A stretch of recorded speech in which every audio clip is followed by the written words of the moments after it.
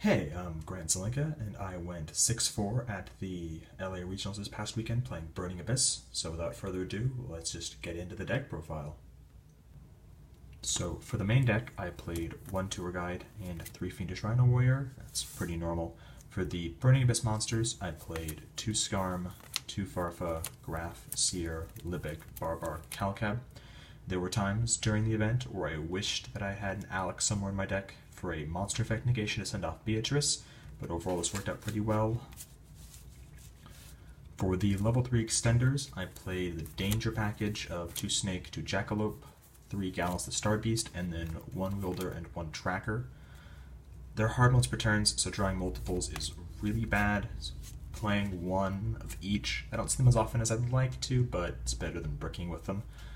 To make Cherubini, I played 3 Mathematician and 1 Mecha Phantom Beast O-Lion, because when it hits the grave it summons a level 3 token. And that's just a 1 card Cherubini. I played 3 Block Dragon because of the 3 Fiendish Rhinos, 3 Gallus, and the 3 Math. This is live very often, and it is just another body on board for Link plays, and it's 2500 attack, which just gets the lethal damage in with Boral Sword. The MVPs of the day were Sabers and Sea Archiver. Being able to recur 2 level 3s every single turn is just so incredibly strong. These cards are fantastic. I can never see playing more than one because of them being dead in the hand, but getting these into the graveyard as fast as possible is incredible. I played 2 Crusadia Reclusia because I was attempting to go second for most of the day, and this card was theoretically to help me break boards, but using up resource in my hand to destroy 1 card on the opponent's side of the field was never good enough, and going first, requiring me to already make Cherubini before it is live, was too much of a barrier for it to be more useful than any other of my extenders, so I'm definitely going to cut this going forward. For the hand traps, I played 2 Veiler, 2 Ash. Veiler was really underwhelming. It's awful against pure Thunder, and most of the decks I played against, having like an Ash or an Ogre would have been significantly better than having a Veiler, as it leaves the monster on board.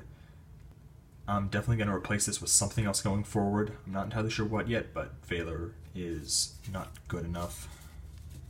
And finally for the main deck, I played 3 Sekka's Light. For the extra deck, I played 2 Dante, 1 Gossip Shadow, and 1 Break Sword for the rank 3s. Dante and Gossip Shadow are great. Dante just does everything for the deck, and Gossip Shadow is great going first, acting as sort of a monster effect negation. And both ways drawing a card isn't the worst thing in the world, depending on how good of a draw both you and your opponent get.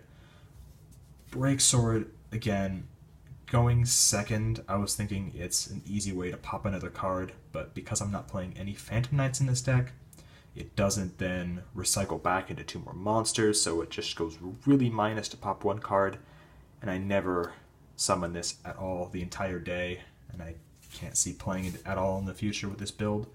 1 Beatrice and the Pilgrim, these cards are fantastic, they're perfect. And then for the Link monsters, I've got 2 Cherubini, 1 Underclock, Phoenix, Cerberus, and Unicorn, Decode, Avermax, Boral Sword. Every one of these is perfect. They all do what they're supposed to do, they all put in work. Can't say a bad thing about them. Finally for the side deck, I played 3 Pankratops. This card's great. 3 Twin, 3 Reboot, also fantastic, just stops backroad decks in their tracks. 3 Lancia. This card annoys me slightly because if I'm going first and I have like Cherubini Beatrice and a Lancia in hand, I have to Farfa before I use Lancia, which is generally quite awkward because I really want a Lancia early in the turn, which is like the main scenario where I'd want to have Alec, or I could just Lancia first and then still have an interruption with Alec, but even still this card is incredible. And then I played Nibiru. Nibiru is garbage. Any deck that it really hurts generally can put up a negate early enough to stop it, and like summoning a big token on their side of the field like doesn't mean anything for them, but summoning him on my side of the field, because it's not a Burning Abyss monster, hurts me way more than it helps. and it's just nowhere near as good as I thought it would be. I'm definitely cutting this for something else going forward. It's just not impactful enough.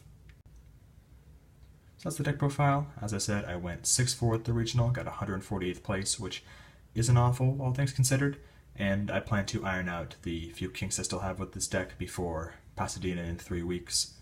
If you want to hear my full tournament report of the entire day, I talk about it on my podcast, The Boys Are Not Back in Town. A link will be in the description below. And as always, have a wonderful day. Peace out.